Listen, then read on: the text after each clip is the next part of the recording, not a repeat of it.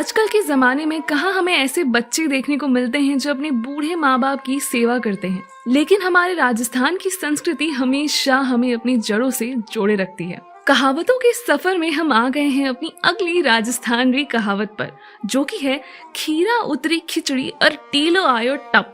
यानी कि खिचड़ी पकी नहीं कि बंदर टप से हाजिर। आइए जानते हैं कि आखिर ये कहावत बनी कैसे और इसके पीछे क्या कहानी है। एक बार एक गांव में एक गरीब बुढ़िया रहती थी। बुढ़िया की एक इकलौती बेटी थी जिसकी शादी हो चुकी थी, तो वो अपने ससुराल रहती थी। बेचारी बुढ़िया एक झोपड़ी में अकेले रहा करती थी। अब उनकी झोपड़ी के पास एक बदमाश बंदर रहता था। अब होता ऐसा था कि जब भी वो बूढ़ी औरत अपने लिए खिचड़ी बनाती और थाली में रख के ठंडा करने के लिए आंगन में रखती, तभी वो बंदर कूद कर आंगन में आ जाता था। और वो बंदर इतना बदमाश था कि बुढ़िया को दांत दिखाकर डरा कर बेचारी की खिचड़ी खा जाता था। अब बेचारी बूढ़ी औरत में कहाँ इतनी हिम्मत बचती थी कि वो दोबारा से खिचड़ी बनाकर खाए।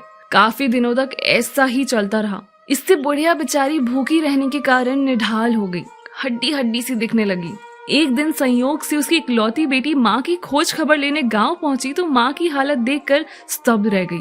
माँ से जब बेटी ने पूछा तो उसने उसी कमजोर हालत में अपना सारा हाल सुनाया। अब बेटी ने माँ को आश्वस्त किया कि सब ठीक हो जाएगा और उस बंदर को सबक सिखाने की ठान ली। उस दिन बेटी ने खिचड़ी थोड़ी ज्यादा ही बनाई। अब बुढ़िया की बेटी ने क्या किया कि उबलती हुई बिल्कुल गर्मा गर्म खिचड़ी थाली भरकर चौक में रखाई और तभी बंदर कूद कर नीचे आ गया। वही बेटी किवाड़ की ओट में डंडा लिए खड़ी थी। बंदर ने तपाक से दोनों हाथों में खिचड़ी भरी और खा गया। खिचड़ी थी गजब की गरम। बंदर के हाथ मुंह दोनों जल गए। वो बहुत चक्का सा थाली की ओर देखता रहा, जितने में पीछे से बुढ़िया की बेटी ने पूरी ताकत से बंदर की पीठ पर डंडे से वार किया। बंदर तो चक्कर खाकर नीचे लुढ़क पड़ा और भागने की कोशिश करने लगा। तभी बुढ़िया की बेटी ने फिर प्रहार किया और बंदर जैसे तैसे अपनी जान बचाकर भाग गया। दूसरे दिन थाली भरकर गरम खिचड़ी उसने आंगन में रखी, ये देखने के लिए कि बंदर खिचड़ी देख के वापस आता है कि नहीं। पर बेचारे की इतनी पिटाई हुई थी,